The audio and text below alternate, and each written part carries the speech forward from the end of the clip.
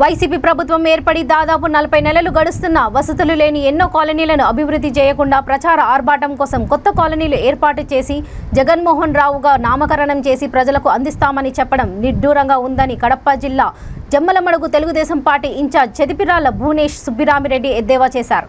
Municipal పరిధిలోని 4వ ward కోవెలకొంట్ల bypass road దగ్గర శివారెడ్డి కాలనీలో ఇదేం కర్మ మన రాష్ట్రానికి కార్యక్రమం నిర్వహించారు.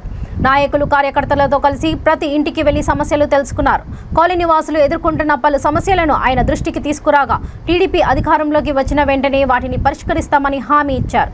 ఈ కార్యక్రమంలో పార్టీ రాష్ట్ర కార్యదర్శి రమణారెడ్డి, రాయల్ కిరణ్, జిల్లా ప్రధాన కార్యదర్శి శ్రీనివాసులు, టీఎన్ఎస్ఎఫ్ జిల్లా ప్రధాన కార్యదర్శి నవీన్ రాయల్, బాలపుల్లారెడ్డి, బాలకృష్ణ, గోపాల్, నెల్సన్ కుమార్, పార్టీ నాయకులు కార్యకర్తలు పాల్గొన్నారు.